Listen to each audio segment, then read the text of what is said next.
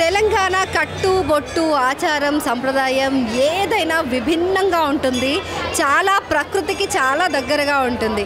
అలాంటి ఆచారాల్లో అలాంటి సంప్రదాయంలో ఒకటైందే మన బోనాల పండుగ. సో మన తెలంగాణ రాష్ట్ర పండుగగా ఖ్యాతికెక్కిన బోనాల పండుగ చరిత్ర ఈనాటిది కాదు, కొన్ని వేల సంవత్సరాల నుంచి కూడా ఈ బోనాల సంబరాలు బోనాల ఉత్సవాలు జరుపుకుంటూ ఉన్నారు. బోనం అంటే భోజనం, ఆ భోజనానికి వికృత పదమే బోనం. బోనంని తీసుకొచ్చి అమ్మవారికి ఆప్యాయంగా ఆడపడుచులా భావించి అమ్మవారికి ఆషాఢ మాసంలో సమర్పిస్తూ ఉంటారు. శ్రావణ మాసంలో కూడా చాలామంది సమర్పిస్తారు.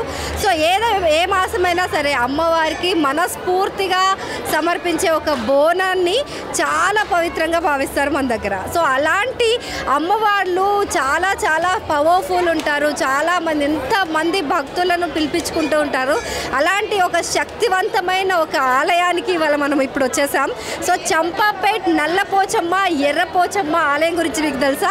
సో ఈ ఆలయం చాలా చాలా చాలా ప్రత్యేకమైనదన్నమాట. ఇక్కడ 51 రూపాయి నాణాలు చేతిలో పట్టుకొని ఆలయం చుట్టూ 51 సార్లు ప్రదక్షిణలు చేస్తూ ఉంటే ఒక్కొక్క రూపాయి బొట్టును అక్కడ పెడుతూ ఖచ్చితంగా 51 రోజుల్లో మీ కోరిక నెరవేరిపోతుందంట. చాలా ఆశ్చర్యంగా ఉంది కదా. సో అసలు నేను కూడా వినగానే షాక్ అయిపోయాను. చాలా చాలా అద్భుతమైన ప్లేస్ ఇది. పొలం గట్ల పైన 1000 సంవత్సరాల క్రితం ఈ అమ్మవార్లు ఇద్దరు ఎర్రపోచమ్మ నల్లపోచమ్మ లాగా ఒక పొలం గట్టు పైన, ఇదంతా కూడా ఇప్పుడు మనకి ఇంత జన సందోహంగా ఇంత కాలనీ లాగా పాష్గా కనిపించే ఈ చంపాపేట్ ఒకప్పుడు ఒక వ్యవసాయ క్షేత్రంలా ఉండేది. సో ఆ వ్యవసాయ క్షేత్రంలో వెలిసిన అమ్మవార్లే నల్లపోచమ్మ ఎర్రపోచమ్మ. స్వయంభూగా వెలిసిన ఈ అమ్మవార్లను అప్పటి నుంచి కూడా మన తెలంగాణ ప్రజలంతా ఒక కొంగు బంగారంగా భావిస్తూ కాపాడుకుంటూ వస్తున్నారు. ఇప్పుడు ఈ ఆలయాన్ని కమిటీ అయ్యి ఆ తర్వాత అభివృద్ధి చెంది అక్కడ శాఖలుగా కూడా ఈ ఆలయం దినదినాభివృద్ధి చెందుతూ ఉంది. సో ఈ ఆలయం లోపలికి మనము వెళ్దాం. ఇక్కడ బోనాల జాతర ఈ ఆషాఢ మాసంలో అంగరంగ వైభవంగా జరుగుతూ ఉంది. నవరాత్రి ఉత్సవాలు, గణేష్ ఉత్సవాలు కూడా ఇక్కడ చాలా సంబరంగా జరుగుతాయి. అలాంటిది బోనాల జాతర. మరి గ్రామ దేవతలు అంటే బోనాల ప్రియులు. సో ఎలా జరుగుతున్నాయో చూసేద్దాం పదండి. సో చంపాపేట్ ఎర్రపోచమ్మ నల్లపోచమ్మ ఆలయంలో భక్తుల కిటకిట మామూలుగా లేదు. కొంతమంది భక్తులతో మాట్లాడే ప్రయత్నం చేద్దాం మనం. సో ఇక్కడికి ఎన్ని సంవత్సరాల నుంచి వాళ్ళు బోనం బోనం ఎత్తుతున్నారు, వాళ్ళ మాటల్లోనే విందాం. నమస్తే అమ్మ, మీ పేరు? జమున అండి. జమున గారు చాలా అందంగా ఉన్నారు. అవునా, థ్యాంక్స్ అండి. అమ్మవారిలానే ఉన్నారు. సో ఎప్పటి నుంచి వస్తున్నారు? మేము 30 years నుంచి ఇక్కడనే ఉంటాము. 30 years నుంచి ఇక్కడనే ఉంటాము. ఇక్కడ మంచిగా డెవలప్ అయిందంటే 10 years నుంచి ఇక్కడ మంచిగా డెవలప్ అయింది. చాలా మంచిగా జరుగుతుంది ఇక్కడ బోనాలు. స్పెషాలిటీ ఏంటి ఇక్కడ? అమ్మవారి చరిత్ర ఏంటి? చరిత్ర అంటే ఏమైనా కోరికలు ఖచ్చితంగా కోరికలు అయినాయి, ఖచ్చితంగా అవుతాయి. పిల్లలకి ఏదైనా అమ్మవారైనా ఇక్కడ శాఖ ఇట్లా వస్తే కూడా మంచిగా జరుగుతుంది. ఇక్కడ ఉగాది పండుగకు వచ్చి ఇక్కడ అది బచ్చాలు పచ్చడ అవన్నీ ప్రతి పండుగ అమ్మవారి దగ్గర. దసరా కూడా ఇక్కడనే అవునండి. అవును, మిమ్మల్ని నిత్యం కాపాడుతుంది అమ్మవారు. అవునండి. అందుకని ఇంతమంది వేల మంది భక్తులు రోజు ఇక్కడికి వచ్చి దర్శించుకోవడమే కాకుండా ఇలాంటి ప్రత్యేక సందర్భాల్లో మాత్రం ఖచ్చితంగా వాళ్ళు ఇక్కడ ఉండి ప్రతి ఒక్క కార్యక్రమాన్ని వాళ్ళంతా కలిసిమెలిసిగా ఎంజాయ్ చేస్తున్నారు. ప్రస్తుతం అయితే మనం అమ్మవారి ఆలయంలో అమ్మవారి గర్భగుడికి ఎదురుగా ఉన్నాం. చక్కగా అలంకరించిన అంటే బోనాల జాతర సందర్భంగా ఆలయం అంతా కూడా కలకల్లాడుతుంది అలంకారంతో. సో అమ్మవార్లను చూస్తే నల్లపోచమ్మ కుడివైపు, నా కుడివైపుగా నల్లపోచమ్మ అమ్మవారు, ఎడం వైపు ఎర్రపోచమ్మ అమ్మవారు ఒకే చోట పైన 2 గోపురాలు డిఫరెంట్ కానీ ఒకే చోట పూజలు అందుకుంటూ వైభవంగా ఇక్కడ భక్తజనానికి ఎంతో కొంగు బంగారంగా నిలుస్తున్నారు ఇక్కడ అమ్మవార్లు. సో చాలా చాలా వైభవం అంటే చాలా చాలా శక్తివంతమైన అమ్మవారు అని కూడా అంటుంటారు ఇక్కడ.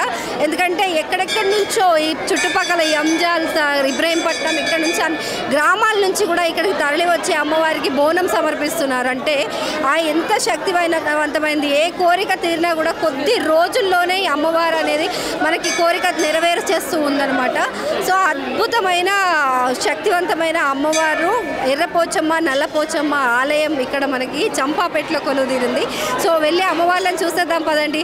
అమ్మవార్లకు ఎదురుగా మనకి 2 సింహ వాహనాలు ఉన్నాయి. సింహవాహినులు అనమాట అమ్మవార్లు. సో 2 సింహవాహనాలు మనకి అమ్మవారికి ఎదురుగా మూల విరాట్కి ఎదురుగా ఉన్నాయి. సో చాలా చూడచక్కనైన కనువిందైన దృశ్యం అనమాట ఇది. 2 అమ్మవార్లు నిండుగా కలకలాడుతూ 2 కళ్ళు సరిపోవు నిజంగా చూడడానికి. సో అమ్మవారికి నల్లపోచమ్మ ఎర్రపోచమ్మ అమ్మవారి ఆలయంలో చాలా ప్రత్యేకత చెప్పాం కదా. అంటే 2 అమ్మవార్లు ఒకే గుడిలో ఉంటారు. 2 గోపురాలు ఉంటాయి ఖచ్చితంగా ఈ ఆలయానికి. అలాగే 2 బొడ్రాయిలు ఉంటాయి ఆలయం ముందు. ఆ బొడ్రాయి దగ్గరే బోనం అనేది సమర్పిస్తారనమాట. బోనం తీసుకొచ్చి ఈ విధంగా ఇప్పుడు బోనం తీసుకొచ్చారు ఒక ఆవిడ. సో ఆ భోజనాన్ని ఆ నైవేద్యాన్ని అమ్మవారికి ఇక్కడ బోనం రూపంలో సమర్పిస్తారు. 2 దేవతలకి సమానంగా ఆవిడ ఎలా పంచుతారో చూడండి.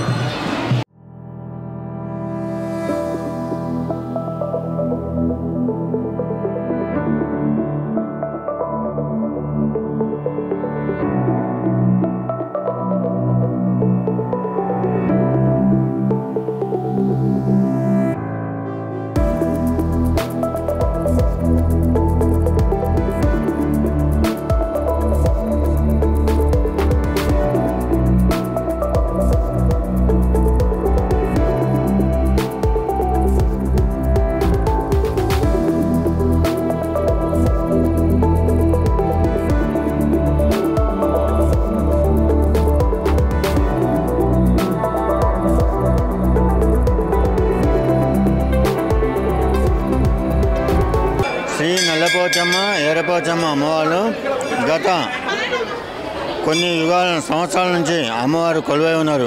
ఈ అమ్మవారికి ప్రతి సంవత్సరం బోనాల నాడు అత్యంత వైభవంగా బోనాలు నిర్వహించడం జరగబడుతుంది. కావున భక్తులు అధిక సంఖ్యలో పాల్గొని ఆ అమ్మవారి కృపాకటాక్షం పొంది ధన్యులు కాగలరు. అత్యంత వైభవంగా బోనాలు ఈ నల్లపోచమ్మ ఈ గ్రామంలో కొలువై ఉన్నారు. వాళ్ళకు ప్రతి సంవత్సరం బోనాల నాడు పూజా కార్యక్రమాలు నిర్వహించబడుతుంది, బోనాలు నిర్వహించబడుతున్నాయి. సో తెలంగాణలో ఎక్కడా లేని ఒక ఆచారం, అద్భుతమైన ఒక సంప్రదాయం ఉంది. తెలంగాణలో ప్రతి ఇంటి ఆడబిడ్డకు కూడా ఒడి నింపడం అనే ఒక సంప్రదాయం మనకుంది. సో ఒడి నింపడం అంటే బియ్యం తీసుకొచ్చి ఆ బియ్యంని 5 సార్లు ఒక ఆడపడుచుకి ఆడపిల్లకి అమ్మ నాన్న కానీ వాళ్ళ అమ్మ నాన్న తరపున వాళ్ళందరూ కూడా పోస్తారనమాట, ఒళ్ళో పెడతారు. సో అలా పెట్టిన ఆ ధాన్యం ఆ సిరి సంపదలుగా ఆడబిడ్డని ఆ అమ్మాయిని నిత్యం కలకల్లాడే విధంగా ముత్తైదులాగా ఉంచుతుందని ఒక నమ్మకం అనమాట. అదేవిధంగా మన అమ్మవారు కూడా ఒక ఆడపడుచు ప్రతి ఇంటికి ఒక ఆడపడుచులాగా భావిస్తారు కాబట్టి అమ్మవార్లకు కూడా ఇక్కడ ఒడి నింపడం అనేది ఆనవాయితీగా అమ్మవారిని అంత ఆప్యాయంగా దగ్గర చేసుకొని చూస్తారు మన తెలంగాణలో. సో ఇప్పుడు మనం చూసాం అమ్మవారికి చక్కగా ఒడి నింపి ఆ అమ్మవారికి ధాన్యం అనేది సమర్పిస్తున్నారు. సో ఇక్కడ మనకు ఒక పెద్ద తాతయ్య గారు ఉన్నారు, ఆయన అడిగి మరిన్ని విషయాలు తెలుసుకుందాం. నమస్తే తాతయ్య. సో ఏంటి ఒడి నింపడం ప్రోగ్రామ్? దీని గురించి ఇప్పటి కాదు, వెనుకట నుంచి మన తాతల నుంచి వస్తున్నాయి కాబట్టి ఆ సిద్ధాంతాన్ని మనం పూడగొట్టకూడదని, ఆడపడుతులు ఆనందంగా ఆరోగ్యంగా ఉండాలని దేవతగా మొక్కుతారు. ఎందుకు ఇట్లా ఒడి నింపుతారు అసలు? ఒడి నింపితే శుభం కలుగుతుందని. తర్వాత ప్రతి సంవత్సరం ఆరోగ్యంగా ఆరోగ్యంగా ఉండాలి, ఆనందంగా ఉండాలి, ఐశ్వర్యంగా ఉండాలని చెప్పి దేవతను మొక్కుతారు. ఆడపడుచులకు తొందరగా వివాహం కావాలని, వాళ్ళందరూ ఆరోగ్యంగా ఉండాలని ప్రతి ఆడబిడ్డ మొక్కుతుంది. సో రైట్, అంటే ఇందులో ఉపయోగించే వస్తువులన్నీ కూడా సుమంగళిగా నిత్యం ఇంట్లో ఆరోగ్యాన్ని ప్రసాదించేవి. నిమ్మకాయలు, కొబ్బరి, పసుపు, బియ్యం ఇవన్నీ కూడా ఆ బియ్యాన్ని తీసుకెళ్ళి మళ్ళీ తర్వాత వండుకొని తింటారు. సో దానివల్ల ఆరోగ్యం లభిస్తుంది, అందరూ ఆనందంగా ఉంటారు. ఆరోగ్యానికి మించిన ఆస్తి ఏముందండి?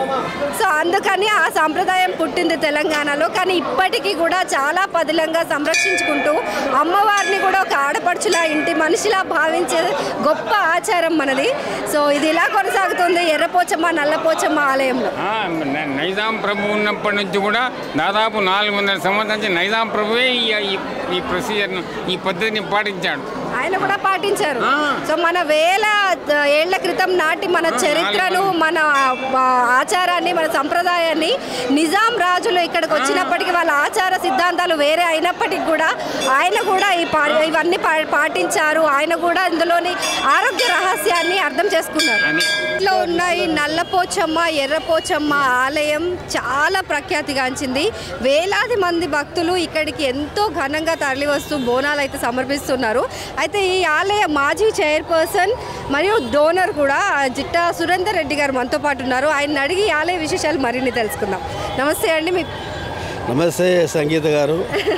నమస్తే. ఆలయం అయితే చాలా కలకల్లాడిపోతుంది అసలు. సంతోషం. ఇంత వైభవంగా ఈ ఘనంగా ఈ బోనాల పండుగ ప్రతిసారి ఇంత వైభవంగా ఎలా నిర్వహిస్తున్నారు? అయితే నేను గతం ఒక 27 సంవత్సరాలు చైర్మన్గా కార్యక్రమాలు నిర్వహించడం జరిగింది. ఆ తర్వాత దాసరి కృష్ణారెడ్డి వారి బృందం, సత్యనారాయణ రెడ్డి గారు, శ్రీకాంత్ రెడ్డి గారు, ఇంకా చాలామంది అటు చెప్పుకుంటూ పోతే చాలామంది ఉన్నారు. అందరూ సమూహంగా సమైక్యంగా కలిసిమెలిసి ఈ కార్యక్రమం చేపట్టడం జరిగింది. దీంట్లో చాలామంది కూడా డోనర్స్ ఉన్నారు. ఇప్పుడు అంతేకాకుండా ఏంటంటే మా పక్కనే ఉన్నటువంటి ఇదేంటంటే ఆనాటి నుంచి వస్తున్నటువంటి ఆచారంగా కొన్ని కులాలు అంటే రెడ్లు, బీసీలు, దాసరి, ఓలియాసర్ సంఘం ఇట్లాంటి వాళ్ళంతా కూడా కొన్ని కార్యక్రమాలు చేస్తూ ఉన్నారు. వాళ్ళందరూ కలిసి ఒక దేవాలయం అని, నల్లపోచమ్మ ఎర్రపోచమ్మ దేవాలయం అని, అదేవిధంగా పక్కనే ఉన్నటువంటి అంటే ఇంకా గ్రామీణ వాతావరణంలో మేము మాట్లాడకూడదు, అందరం కలిసి ఒకటి దగ్గర కార్యక్రమం చేస్తాము. కాకపోతే ఆనవాయితీ ప్రకారంగా వస్తున్నటువంటి ఆ పక్కనే ఉన్నటువంటి మాలలకని ఒక గుడి, ఎస్సీలకని ఒక గుడి, ఎస్టీలకని ఒక గుడి కట్టుకోవడం జరిగింది. దాంట్లో భాగంగా వాళ్ళంతా ఏంటంటే డిస్టర్బ్ చేసి మంచి కొత్త గుడి కట్టుకుందామని ఒక ఆలోచనతో అదంతా కూడా వాళ్ళు కూడా నిర్మాణ కార్యక్రమం చేస్తూ ఉన్నారు. దాంట్లో కూడా మేమందరం కూడా భాగస్వాములం అవుతాం. ఎవరు ఏ నిర్మాణం జరిపినా మా అందరిది కూడా భాగస్వామ్యం ఉంటాం, మా అందరికీ కూడా కాంట్రిబ్యూషన్ ఉంటుంది. నేను శ్రీ వెంకటేశ్వర స్వామి టెంపుల్ ఎండోమెంట్ తిరుమల చైర్మన్గా, కర్మఘట్ట హనుమాన్ టెంపుల్ చైర్మన్గా గతంలో పనిచేయడం జరిగింది. అదేవిధంగా ఇక్కడ దేవాలయం కూడా మహాయంలో కూడా ఒక 27 సంవత్సరాలు పనిచేయడం జరిగింది. సో ఆ తర్వాత తదనంతరం కృష్ణారెడ్డి, శ్రీకాంత్ రెడ్డి, మంద సత్యనారాయణ రెడ్డి వారు షెడ్ కూడా వేయించడం జరిగింది రీసెంట్గా.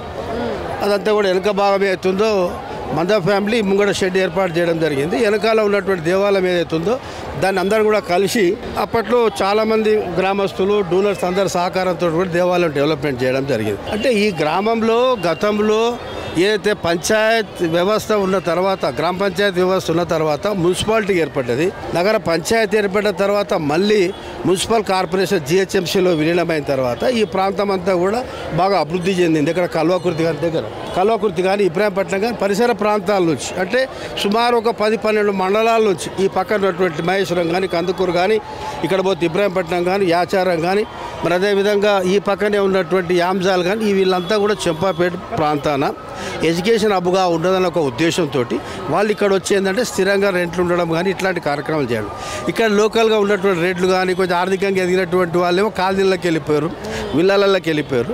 వాళ్ళ ఇళ్లలోకి మాత్రం వీళ్ళంతా రావడం జరిగింది.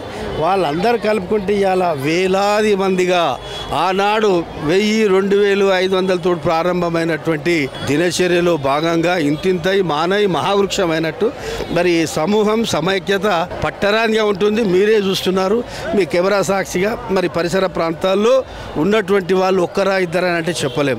వేలల్లో సుమారు 20,000కు పైచిలుకు తక్కువ అంటే ఇంకా గ్రామాలలో ఉన్నటువంటి బోనాలకు పోయినా కూడా ఇంకా ఉన్నటువంటి వాళ్ళు ఈ మధ్యకాలంలో ఇంకా ఊరికి ఏం పోతాంలే, దేవుడైనా ఎక్కడైనా ఒకటే కదా, ఇక్కడే ఆ కార్యక్రమం చేద్దామని ఒక తలంపుతోటి వాళ్ళంతా కూడా ఇక్కడే ఉండి ఈ కార్యక్రమం నిర్వహిస్తున్నారు. మరి ఈరోజు వేలల్లో ఉన్నటువంటి పరిస్థితి, వందల్లో కాదు వేలల్లో జనాలు వస్తూ ఉన్నారు.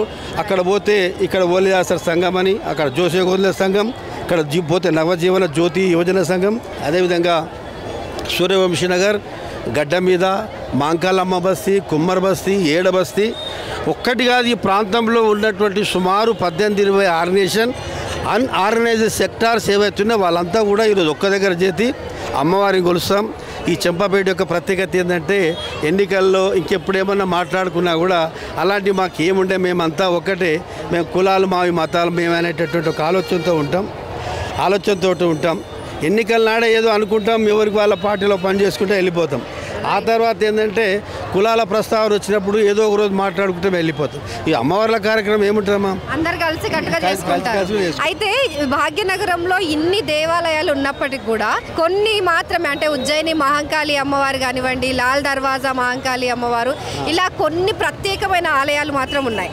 అందులో ఒకటిగా ఇప్పుడు చంపాపేట్ నల్లపోచమ్మ ఎర్రపోచమ్మ ఆలయం నిలుస్తోంది. సో కారణం ఏమై ఉంటుంది, దాని చరిత్ర ఏంటి? అంటే నల్లపోచమ్మ తల్లి, ఎర్రపోచమ్మ తల్లి ఇద్దరు అక్కజల్లేళ్ళు. అయితే మా దగ్గర ఏంటంటే ఆనవాయితీ అంటే అక్కడ సమ్మక్క సారక్కలు ఎట్లనో చెంపాపేటలో కూడా ప్రతీకగా మా దగ్గర నల్లపోచమ్మ ఎర్రపోచమ్మ అమ్మవార్లు ఇద్దరు కూడా అక్కజల్లేళ్ళు. వాళ్ళని కూడా మేము మొదటి నుంచి కొలుస్తున్నాం. అదే ఆనవాయితీగా మారింది. ఇది అదే కార్యక్రమం కొనసాగిస్తూ ఉన్నాం. అక్కడ పోతే విజయవాడ కనకదుర్గమ్మ తల్లి, బంజారాయిల్ జూబ్లీస్ పోతే పెద్దమ్మ తల్లి, అదేవిధంగా ఇక్కడ మన బేలా ఇక్కడ పోయినట్టయితే కాళీమాత, మాంకాళీమాత, ఎల్లమ్మ తల్లి, మల్లమ్మ తల్లి, తల్లులకు తల్లి, ఎర్రపోచమ్మ, నల్లపోచమ్మ అని భావిస్తాం మేమంతా. వారికి సమూహంగా సమైక్యంగా ఈరోజు జరుపుకునేటటువంటి కార్యక్రమం. హిందువులంతా ఎవరి మధ్యలో కులాలు లేవు, ఎవరి మధ్యలో కూడా మతాలు లేవు, మేమంతా ఒకటే. మీరు చాకలి వారు, కుమ్మరి వారు, అంత రకరకాల కార్యక్రమం. ఎస్సీ, ఎస్టీ, మైనార్టీ ఎవరైనా సరే ఈరోజు ఏం చేస్తారు? వృత్తులే. అయితే మేము ఏమంటామంటే ఇక్కడ కూడా అట్లాంటి భేదభావాలు ఏముంటాయి, అందరు కలిసికట్టుగా కార్యక్రమం చేయడం జరుగుతుంది. మరి ఏదో పెద్ద ఇళ్ళకి వెళ్ళి చందా తీసుకురావడం లాంటివి కూడా కార్యక్రమాలు చేయరు. మరి దీని నిర్వాహకులు కూడా చాలామంది కార్యక్రమం వాళ్ళంతా ఆర్థికంగా ఉన్నటువంటి స్థితిలో ఉన్నాం కాబట్టి ఎవరు వేసుకోవాల్సిన అవసరం ఉంటుంది. ఇక్కడ ఎవరైనా ₹1,00,000 తక్కువేలే. మరి ప్రస్తుతానికి కార్యక్రమాలను నిర్వహిస్తున్నటువంటి మన దాసరి కృష్ణారెడ్డి గారు వారు ఒక 2 నిమిషాలు మాట్లాడతారు. రైట్. నమస్తే అండి దాసరి కృష్ణ. ఎలా జరుగుతున్నాయి కార్యక్రమాలు? మన టీవీ వారికి అందరికీ నమస్కారం. నేను గత సంవత్సరం అంటే నాకు 10 సంవత్సరాల ముందు, నేను ఇప్పుడు 74 సంవత్సరము, 10 సంవత్సరాల ముందు నుంచి ఇక్కడ ఈ అమ్మవారి గుడి లాంటి ఒక పెద్దలు తీసుకొచ్చి నన్ను ఏదో రూపాయి ఆటన చందాతోని ఈ గుడి నిర్మాణం జరుగుతుంది. కావాలి మధ్యన కొద్ది రోజుల తర్వాత నేను జాబ్ చేస్తున్నప్పుడు మన సురేందర్ రెడ్డి గారు ఒక 20 సంవత్సరాలు కూడా ఇక్కడ పనిచేశాడు.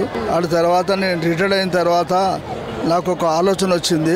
ఈ గుడి కుక్కలు నక్కలు అన్నీ పొడుగుతున్నాయి, వర్షాకాలం వస్తే ఇబ్బంది అవుతుంది, ఎట్లా అని మా ఊరు వాళ్ళతో సంప్రదించి మన సురేందర్ రెడ్డి గారితో కూడా సంప్రదించి, మామ నువ్వు ఎట్లా చేస్తే బాగుంటే అట్లా చేద్దామని అన్నారు.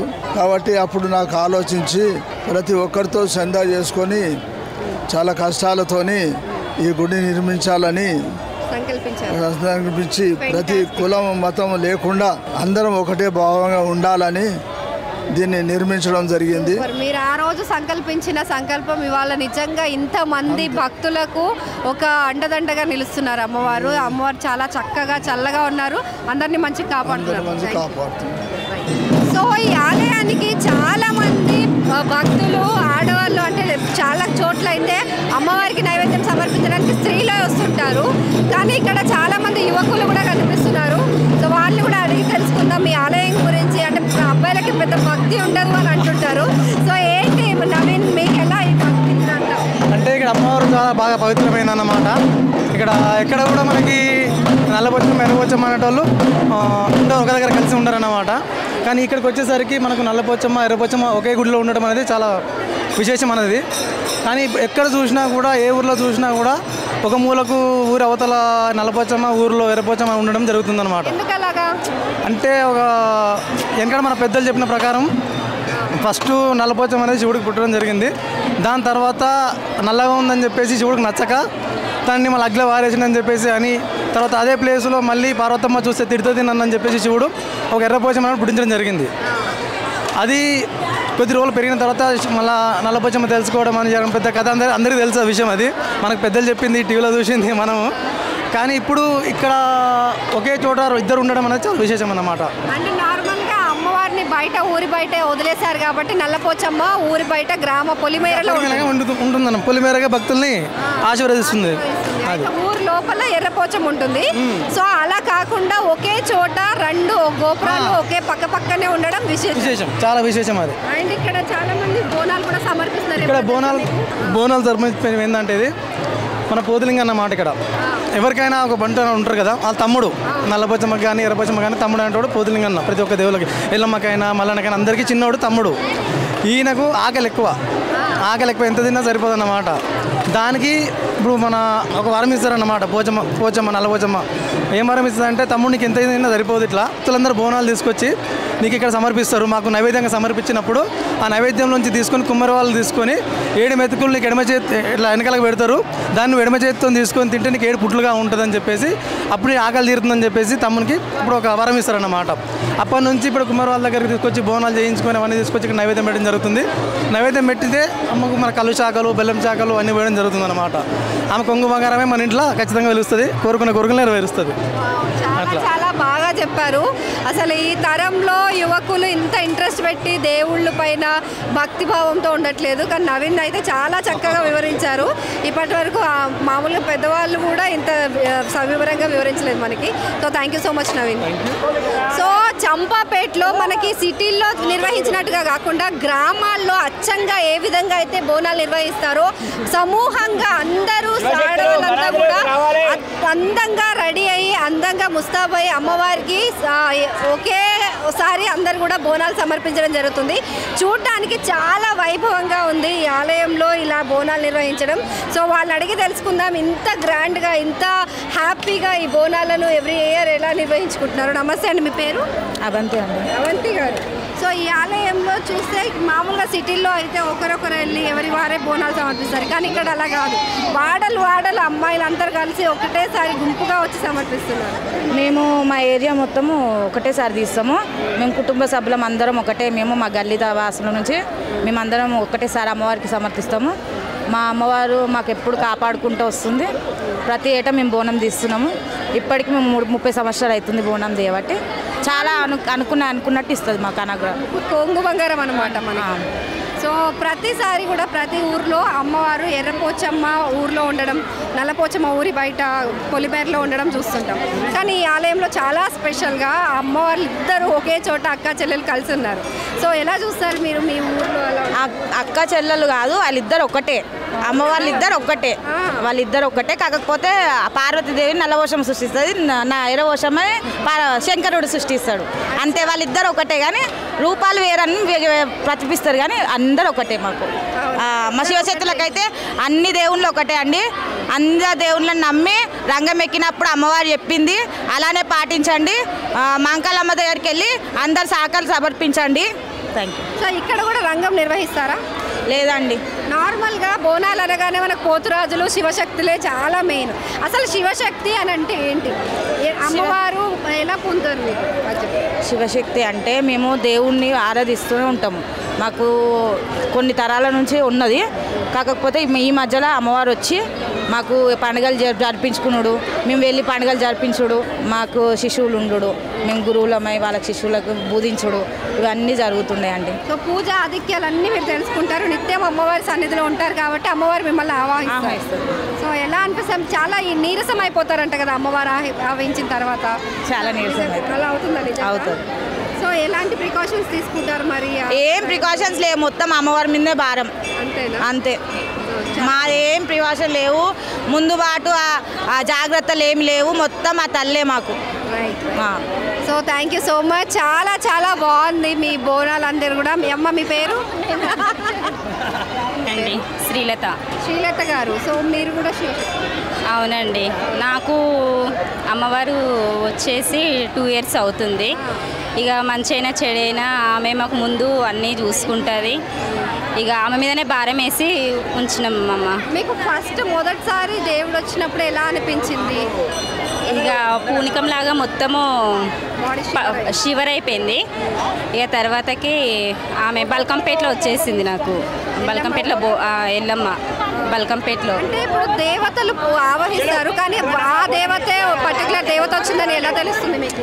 అంటే ఇట్లా స్వప్నాలలో చెప్పడం కానీ, ఇట్లా ఏది అనుకున్నా కానీ జరగకపోవడం కానీ, ఇట్లా ఎన్నో సమస్యలు అయినాయి. ఇక ఆ తల్లిని కోరుకొని ఇక ఎంచుకొని నేను ఇంట్లో పండుగ చేయడం కానీ ఇట్లా బాగా అనిపించింది. ఆమెను ఎత్తుకున్నాను, ఆమె నన్ను ఎత్తుకుంది. Thank you so much. So ఇక్కడ అమ్మవారు అంటే గ్రామ దేవతగా కొలువుదీరి ఉంది. అంటే నల్లపోచమ్మ ఎర్రపోచమ్మ రూపంలో ఇక్కడ అమ్మవారు అయితే పూజలు అందుకుంటూ ఉంది. అయితే అమ్మవారికి బోనం సమర్పించడం ఎంత ప్రత్యేకం, బోనాల పండుగ ఎంత వైభవంగా చేస్తారనేది వాళ్ళు ఇక్కడ ఆలయంలో నిర్మించిన ఆర్కిటెక్చరే మనకు చెప్తుంది. సో ఒక స్త్రీ, ఒక మహిళ బోనం ఎత్తుకొని చక్కగా అలంకరించుకొని అమ్మవారికి సమర్పించే విధంగా ఒక విగ్రహం మనకు కనిపిస్తుంది. అదేవిధంగా మనకి ఇద్దరు అమ్మవార్ల మధ్యలో మనకి ఒక పోతురాజు కూడా కనిపిస్తుంటారు. అమ్మవారిని ఎప్పుడు కాపలాగా ఉంటూ, అమ్మవారి వెంటే ఉంటూ, అమ్మవారికి నిత్యం ఏం కావాలన్నా ఆమెకు ఒక చేదోడు వాదోడుగా ఉండే ఆ తమ్ముడు పోతురాజు, పోతులింగం కూడా ఇక్కడ కొలువుదీరి పూజలు అందుకుంటూ ఉన్నారు అమ్మవారితో పాటు. సో ఇక్కడ బోనాలు మాత్రమే కాదు, ఈ ఉత్సవ కమిటీ వారు, ఈ ఆలయ కమిటీ వారు గణేష్ ఉత్సవాలు, గణేష్ నవరాత్రులు కానివ్వండి, అమ్మవారి దసరా నవరాత్రులు కానివ్వండి, చాలా అద్భుతంగా కార్యక్రమాలు జరుపుతూ ఉంటారు. నిత్యం ఇక్కడ పూజలు అంటే కుంకుమార్చన, అభిషేకం ఇవన్నీ కూడా జరుగుతూ ఉంటాయన్నమాట. సో అత్యంత వైభవంగా నిత్య తోరణంగా కనిపిస్తుంది మనకి చంపాపేట్ నల్లపోచమ్మ ఎర్రపోచమ్మ దేవాలయం. చూశారు కదండి, ఈ వీడియో కనుక మీకు నచ్చినట్లయితే లైక్ చేయండి, షేర్ చేయండి, న్యూస్ టుడే తెలుగు డైలీని ఫాలో చేయండి.